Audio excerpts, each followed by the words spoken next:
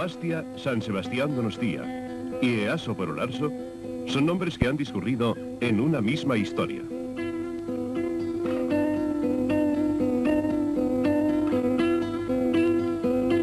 Si bien es cierto que no hay mucho sentido en el hecho de mirar atrás por mirar, también es verdad que mirar al pasado con amor y con una cierta sonrisa de nostalgia tiene un sentido hermoso, a veces inexplicable.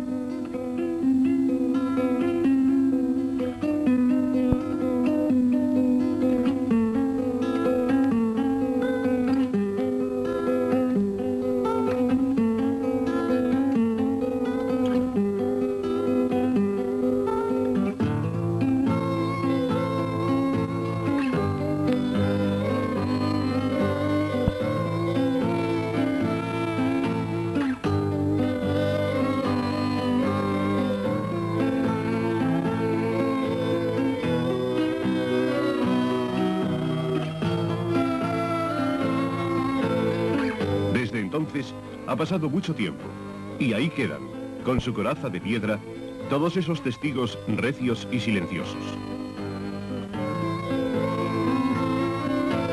El convento de San Telmo.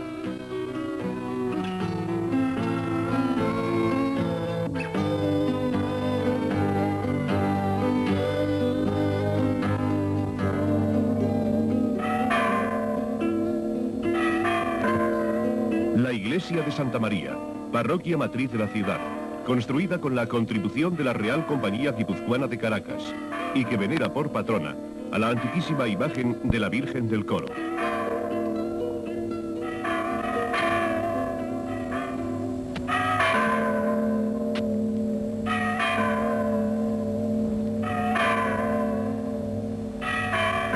De una destrucción implacable, por implacable y absurda que sea, quedan siempre algunos restos vivos, evidencia de que aquello que fue volverá a ser algún día.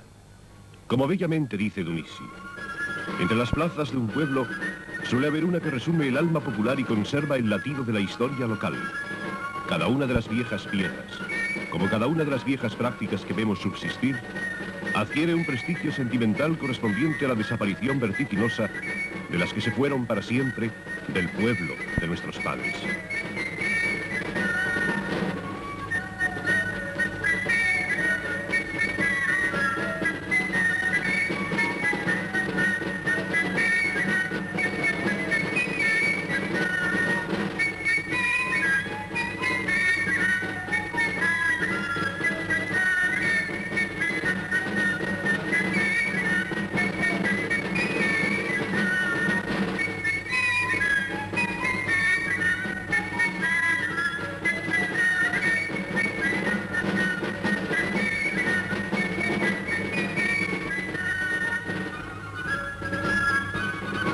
Y en verdad, hay muchas cosas que subsisten a través del tiempo. Una manera de entender el juego.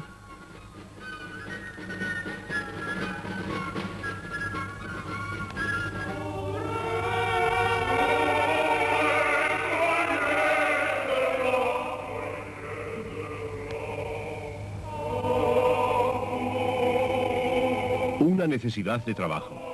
Dicen que un día, un hombre de tierra adentro preguntó a una ranchale que, habiendo muerto en el mar su padre y su hermano, cómo él seguía siendo pescador.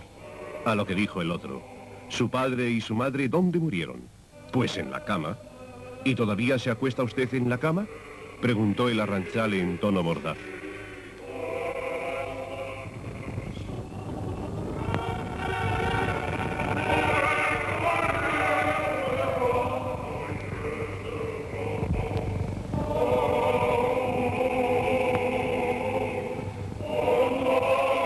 Las regatas de traineras, un juego que nace del trabajo.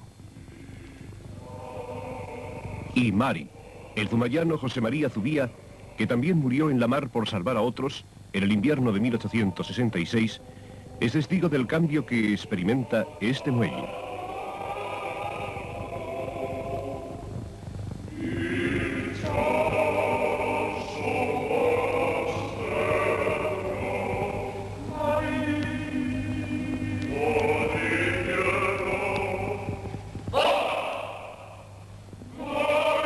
Este muelle, que llegando hasta el casco viejo, acaba en el Aquarium, con su Museo Histórico Naval, Museo Oceanográfico y Acuario, que contempla los donostiarras desde hace más de 50 años.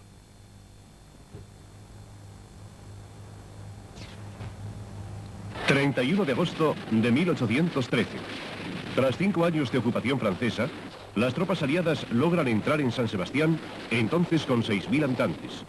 Soldados ingleses y portugueses incendian, saquean y destruyen la ciudad. Luego se sucederán los acontecimientos. Una comisión compuesta por Eustasio Amilibia, alcalde, Javier Barcaiztegui, Claudio Antón de Luzuriaga, Joaquín Francisco de Barroeta y Aldamar, Fermín de la Sala y Collado Duque de Mandas, José Manuel Collado y Pascual Madoz, acude a Madrid para solicitar permiso al gobierno y a su majestad la reina Isabel II para la demolición de las murallas. Olvidados los innumerables incendios, vuelta definitivamente la capitalidad de la provincia, el 23 de agosto de 1854, el alcalde de la ciudad, don Eustasio Amilibia, desprende la primera piedra el 4 de mayo de 1863, y la ciudad inicia su expansión. Se dibuja el trazado de los planes de ensanche. Nace, sin que nadie se lo proponga, el primer parque de Alderdieder en el antiguo campo militar, y junto a él, el Boulevard, construido en 1866.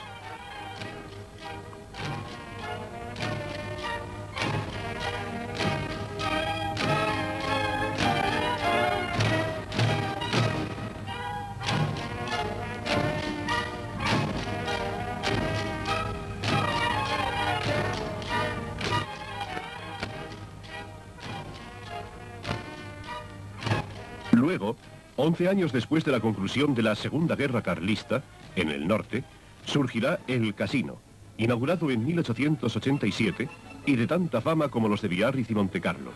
Contaba entonces San Sebastián con 29.047 habitantes. El proyecto, obra de los arquitectos Morales de los Ríos y Aladren, costó 734.493 pesetas con 35 céntimos.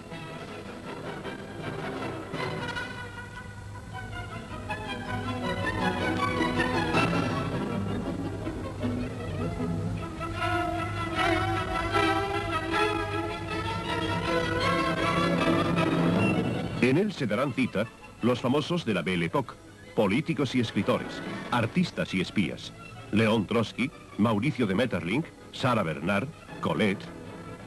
Allí estuvo también, en Alderdieder, el denominado Monte Ruso, que dio mucho que hablar, que si era antiestético, que no servía más que para que por la noche entraran clandestinamente parejas desaprensivas y, en fin.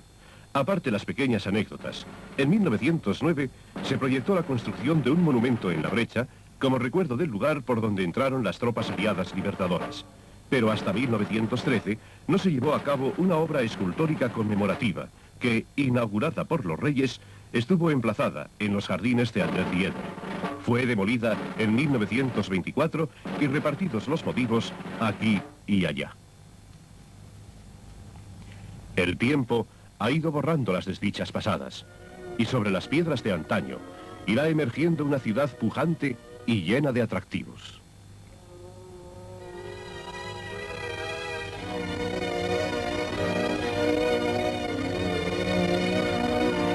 Copas de la reina María Cristina y del infante don Carlos para las regatas internacionales de malandros del Club Náutico, presidido en aquellos tiempos por Pedro Piznau.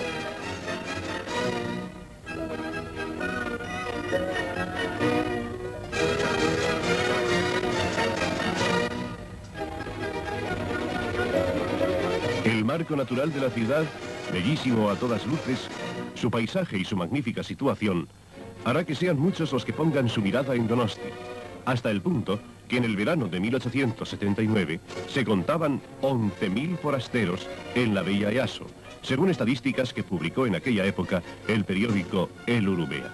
Los turistas debían encontrarse un poco apretados, un poco justos quizás, pero indudablemente felices.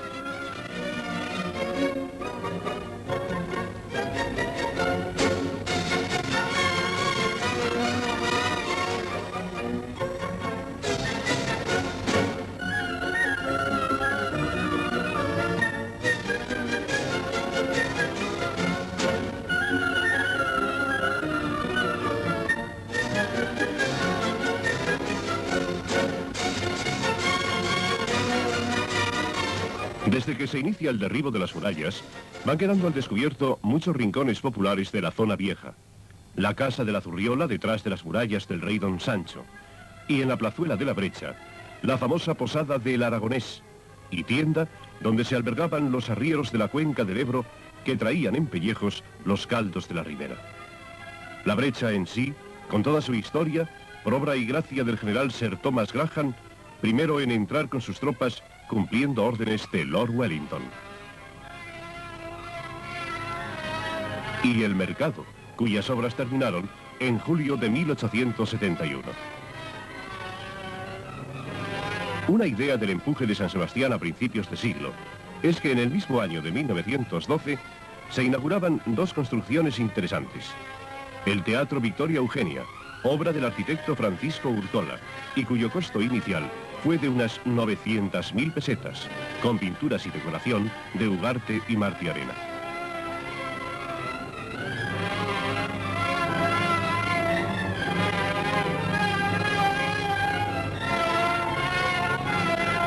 Y el Hotel María Cristina, homenaje a quien consideró a San Sebastián como corte veraniega. Ambiente de una de sus galerías durante la hora del té y visitas de Alfonso XIII con miembros del gobierno como Dato, Quiñones.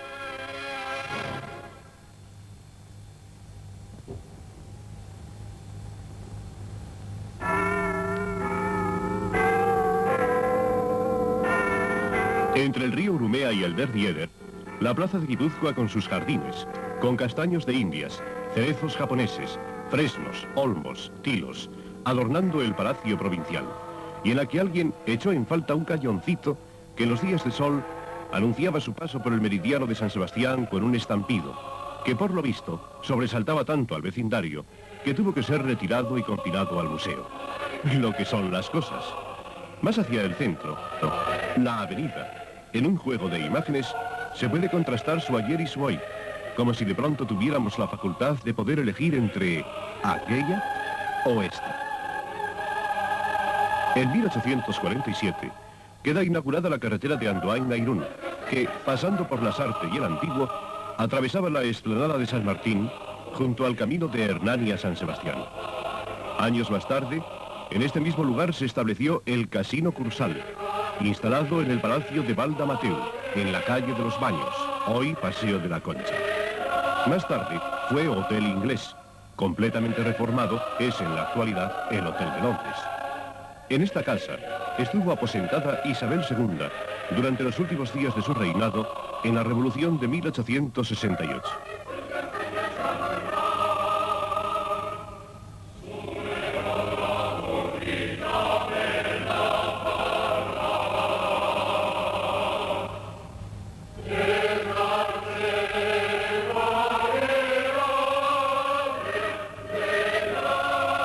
La familia real pone de moda el veraneo en San Sebastián, allá por el año 1845.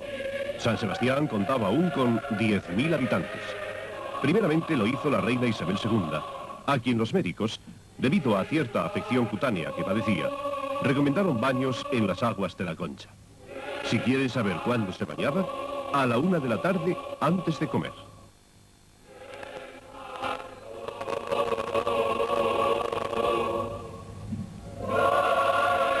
Las casetas reales se suceden una tras otra, hasta la última de piedra.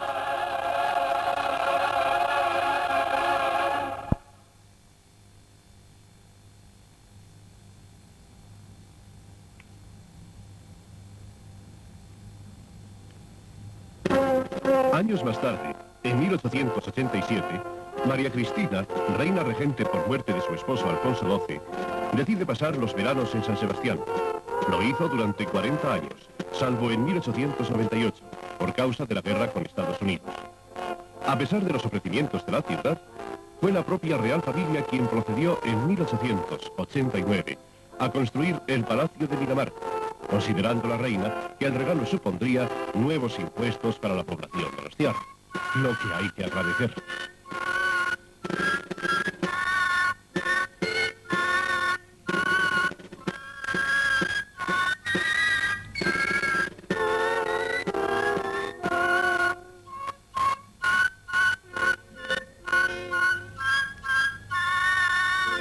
María Cristina, Alfonso XIII y Victoria Eugenia toman parte en los actos oficiales que entrañan verdadera tradición del pueblo donostiarra, como la salve en la iglesia de Santa María.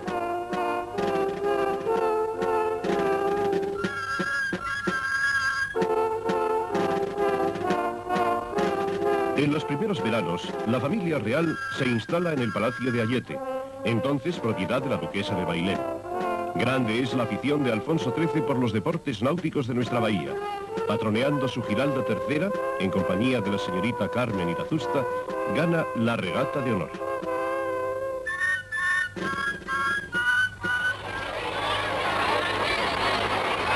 Aunque en 1541 ya se conocía la playa de San Sebastián con el nombre de La Concha, no se le bautizó así oficialmente hasta el 19 de mayo de 1869. Al inaugurarse en 1870 el balneario de madera La Perla del Océano, más conocido como el Perlón, con agua a diferentes temperaturas, se dispuso que solo ante ella pudieran bañarse juntos ambos sexos. Desde esta sección hacia la ciudad, las señoras y los niños. En el sector restante, hacia el antiguo, los hombres y los chicos, que no podían zambullirse sin vestir por lo menos calzoncillos.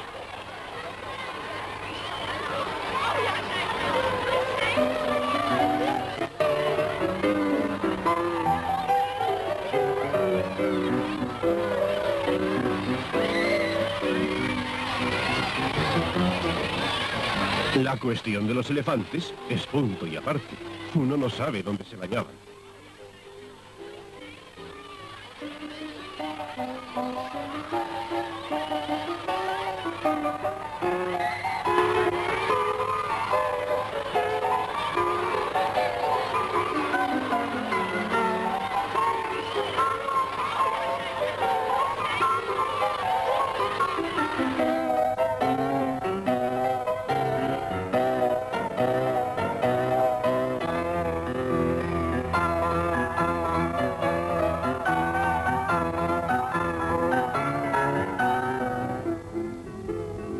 El aviador francés Leblon estampa su firma en el Observatorio Meteorológico de Igueldo la víspera de su muerte.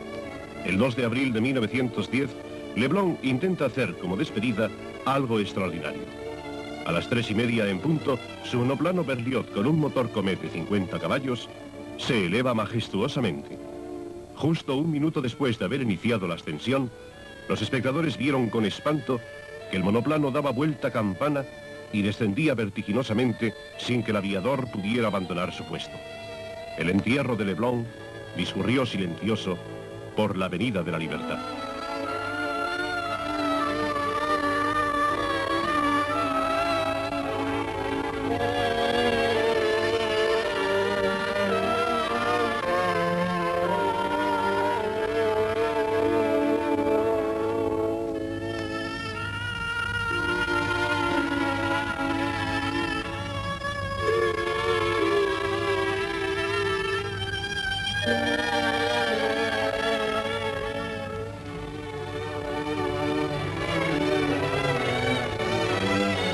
Por aquel tiempo, se sucedieron los experimentos aeronáuticos en el cielo de la bahía. Delentagne, Morán, Polham, el vizcaíno Loigorri, y en marzo de 1914 se repite la tragedia. El aviador Anuil cae con su aparato en la playa a las 2 de la tarde, ahogándose y desapareciendo sin dejar rastro alguno.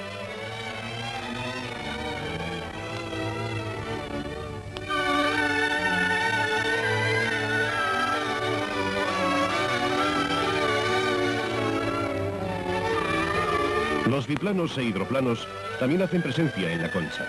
En septiembre de 1913, concurso de hidroplanos. Odomar, Riger, Carrari, Chemé aprovisionan de esencia sus aparatos para volar por el título.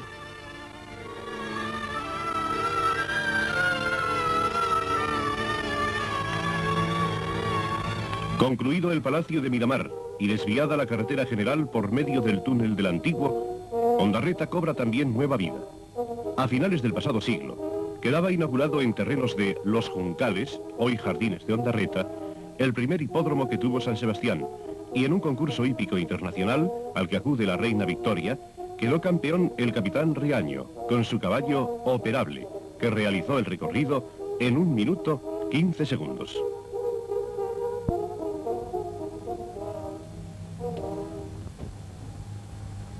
El campo de Lawn Tennis de Ondarreta se inaugura en abril de 1910 y llegamos a tiempo de ver a la señorita María Luisa Olivares devolviendo una pelota. Arrillaga, Lacor, McGuinness, Simmons, Prats, Saura, Pérez, Echeverría, Goiti, Bea e Irureta. En el campo de fútbol de Ondarreta, el Baskonia Sporting Club de San Sebastián disputan en 1910 el Campeonato de España con los equipos del Madrid Fútbol Club y el Athletic Club de Bilbao, que queda campeón.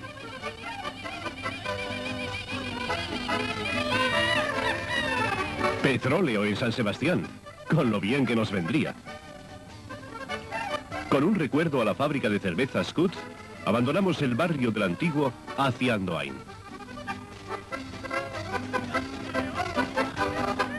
El hipódromo de la Sarte Zubieta es inaugurado en 1916, patrocinado por el Gran Casino, en plena guerra europea. Será una de las pocas iniciativas de la época que durará más de 50 años. Y ante los ojos atónitos de los espectadores, los deportes más diversos y modernos se practican en San Sebastián, incluso los más arriesgados. El circuito automovilista de la Sarte se inaugura en 1923. Disputan en él pilotos de categoría mundial.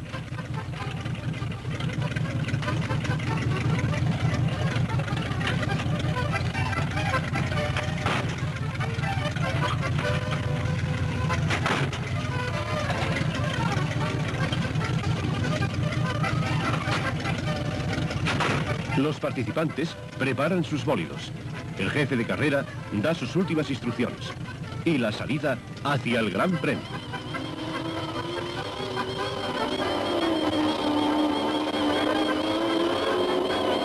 Bueno, si llega alguno.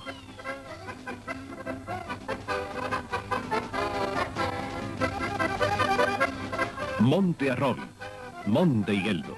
Desde aquí, la vista más bella del mundo, según decía la publicidad de la prensa de la época. El funicular se inauguró el 25 de agosto de 1912 con un espléndido banquete ofrecido por don Luis Sanz Superi.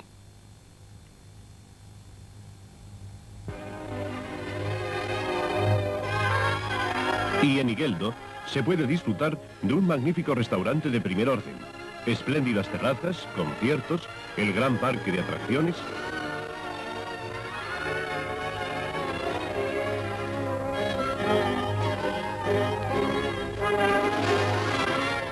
Los Scouts celebran aquí su regreso del Congreso de Boy Scouts de Birmingham y recorren todo San Sebastián.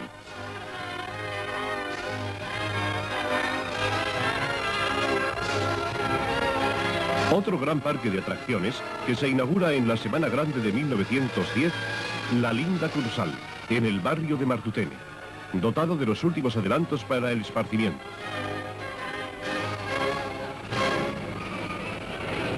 Grutas naturales, la popular montaña rusa, luego suiza, por el que dirán, luego rusa otra vez.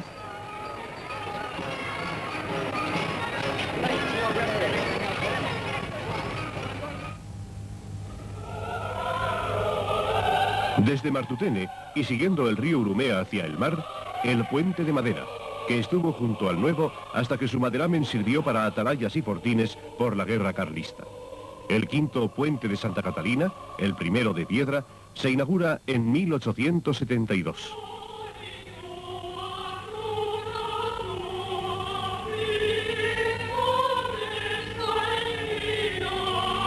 Un puente de 696 pilotes y 5 ojos, si bien luego perdería uno debido a algunas reformas.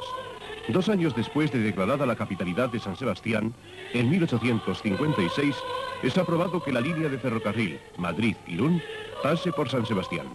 En 1864 arriba el primer tren. Como redactor de El Contemporáneo asistió Gustavo Adolfo Becker. Todo va marchando. En octubre de 1913, José Berraondo, presidente y capitán del primer equipo de la Real Sociedad, se retira de Equipier y se inaugura, cerca de la estación, en el velódromo, el campo de Atocha. Vemos una jugada de Minondo.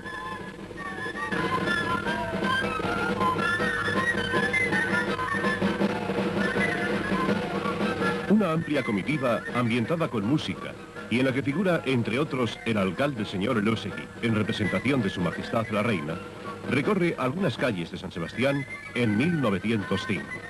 Posteriormente se procede a la ceremonia de bendición e inauguración del puente de María Cristina, que enlaza la estación con la plaza de Bilbao. Así, al parecer, se introduce en San Sebastián el uso del cemento armado, revolucionario sistema de aquel entonces. Contaba San Sebastián con más de 38.000 habitantes.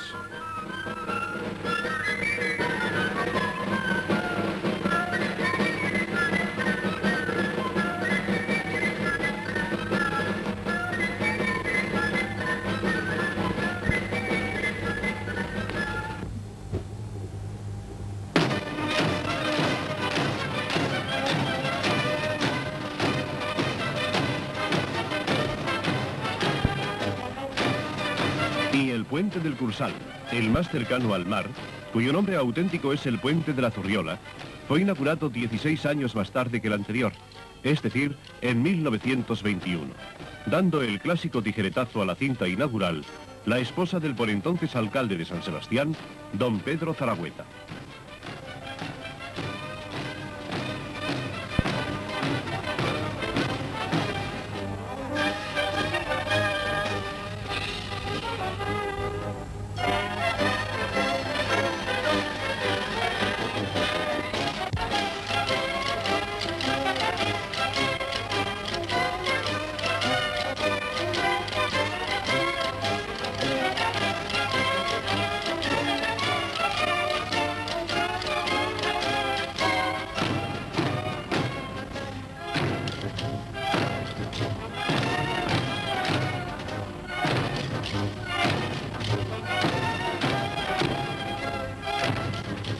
Desde la casa de Tomás Gros, este barrio donostiarra se va transformando.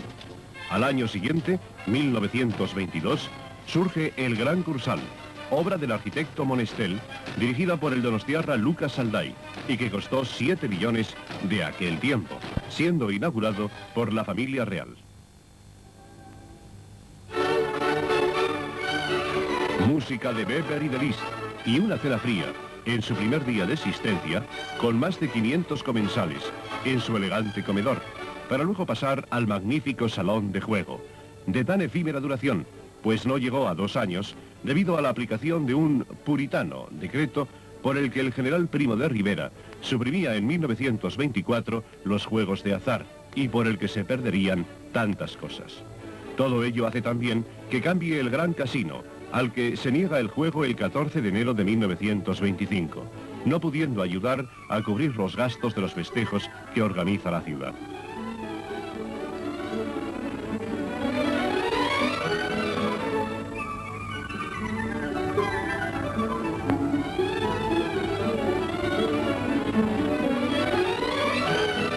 Pinturas del maestro valenciano Juan Vila y Prades en el techo del teatro. En septiembre de 1972, cerraba sus puertas definitivamente para ser demolido un año más tarde. Y como desquite por lo que el Cursal significó de menoscabo para la hermosa playa de la Zurriola, una ola cercana parece querer llevarse su recuerdo.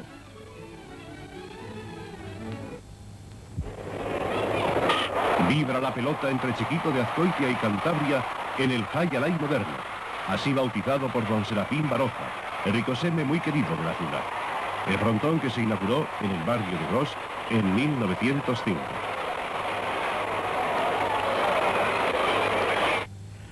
Cambiando de tercio, la fuente del Chofre y el lavadero nos conducen a la Plaza de Toros.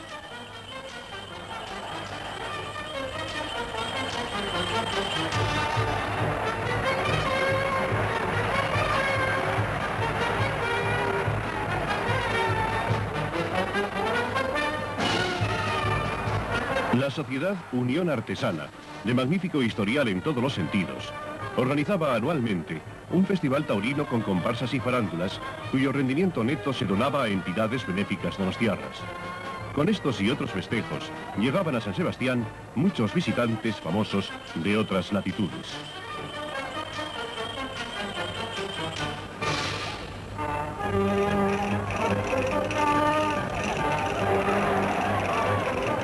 5 cosos taurinos importantes demuestran la afición del donostiarra a los toros. El de la Plaza Nueva, el de San Martín, el de Atocha, el del Chofre y el de Martutene con su techo de cristal, primero de esta clase en España. En el de San Martín, los días de corrida, había encierro con los toros desde los corrales del Jaro de Miramón hasta la plaza. Y un detalle curioso en el de Atocha. Un empresario muy audaz, José Arana, vendió entradas de sol y sombra en la primera corrida nocturna que se celebró en España en 1886. La anécdota ha sido recogida y comentada a veces con una pizca de humor y otras con una dosis de sarcasmo.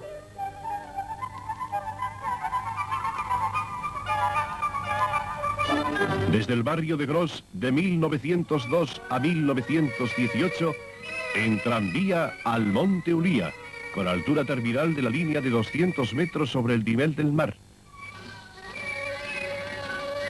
Y con grandes atractivos como el transbordador Sistema Torres Quevedo, solo para valientes, o la Atalaya Ballenera o Peña del Ballenero, con vistas incomparables.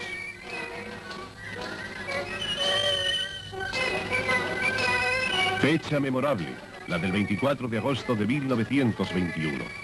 Arturo Querol, gobernador militar de Guipúzcoa, y Pedro Zaragoza, alcalde de San Sebastián, firmaban la escritura de venta-compra del Monte Urgul.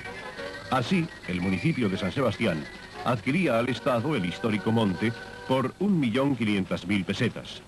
Todas las campanas de la ciudad se dejaron oír alegremente, y en la cima del Urgul se izó la bandera de San Sebastián.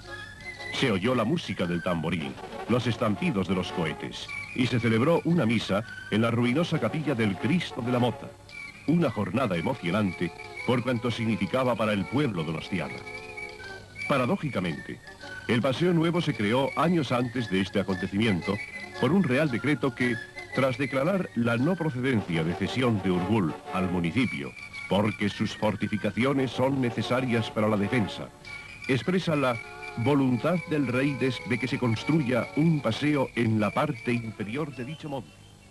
De este modo, en julio de 1916, se inauguró el primer tramo del que se llamó Paseo del Príncipe de Asturias. Momentos antes de la hora señalada, llegó la reina María Cristina. El alcalde señor Inciarte le ofreció un ramo de flores en nombre del pueblo de San Sebastián y le rogó cortase la cinta que abría el nuevo paseo. La reina accedió gustosa. Los otros 2 tramos fueron inaugurados en 1917 y 1919, respectivamente.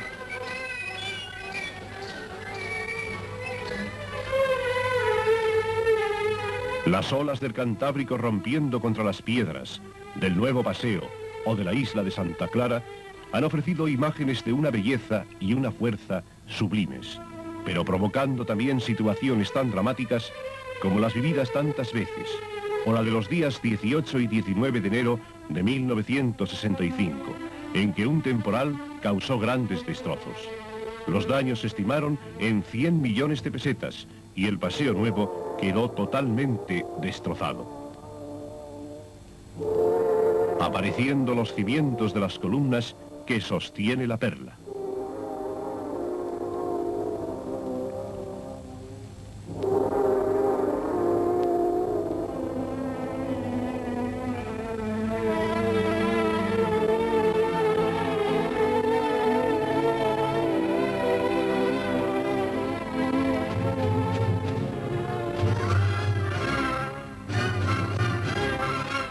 Desde la avenida, el ensanche continúa hacia el barrio de Amara. Nos encontramos con la silueta del Buen Pastor, la catedral, inaugurada en 1897. 2 años después, se terminó la fabricación de su torre, de 75 metros de altura.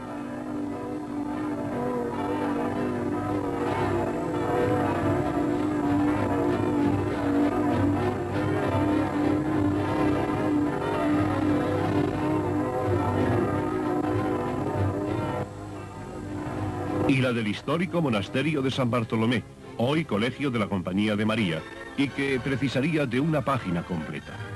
Y la ya desaparecida Fuente de la Salud, que si nunca tuvo reputación curativa, sí conservó su crédito de pura, que es bastante. En esta zona de Amara Viejo, cerca de este recinto hípico, se instaló al Cuerpo Municipal de Bomberos. En caso de incendio por la noche, los serenos daban el primer toque de alarma con sus carracas, al que acompañaban las campanas de las iglesias, para que los bomberos acudiesen prontamente. En febrero de 1910 se inauguraron el nuevo gasómetro y 3 años después concluye la reforma de la fábrica municipal de gas.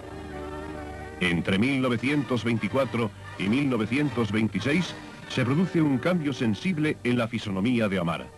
Se desvía el cauce del Urumea, arrancando el nuevo de las cercanías del Puente de Hierro, yéndose hacia el mar casi en línea recta. En 1933 se inicia el desecado total del viejo cauce, lográndose un inmenso solar de 200.000 metros cuadrados para el que habría de ser nuevo barrio de Amara. Y unos nombres vinculados a la ciudad van cerrando lentamente este breve recuerdo. Vilinch, el poeta solitario que cantaba con su corazón lleno de bondad y de amor. Salaverría, Baroja, a quien quizá le doliera su pueblo, como dice Pelayo Orozco. También son muchos los pintores que han sabido captar el encanto de nuestra ciudad, como Ignacio Ugarte. Y los también donostiarras, Dionisio Azcue e Ignacio Echandi. O los paisajes de estos 3 asturianos de nacimiento, pero tan vinculados a Donosti: Eugenio Arruti, Darío Regoyos y Rogelio Gordon. Sin olvidar a otros donostiarras como Ascensio Martiarena y Jesús Olosagasti. O guipuzcoanos universales que amaron a San Sebastián: Ignacio Zuloaga, Elías Salaverría y Julián Tellaeche. O el inolvidable Ricardo Baroja, que aunque nacido fuera del Choco, su apellido denota inequívoca raigambre donostiarra. La cadencia del padre Donostia, vida, obra, quehacer, todo en suma lo que tocó su leve mano, lleva mucho de quinta esencia, como se ha dicho.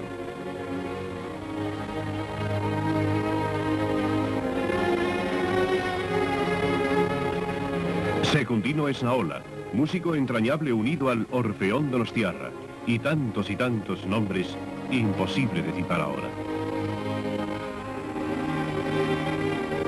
La ciudad, los donostiarras y la música sentían y perdían a Usandizaga en el año 1915, en plena juventud del músico que eligiera el caserío Aguerre de Urnieta para escribir su bellísima obra Las golondrinas.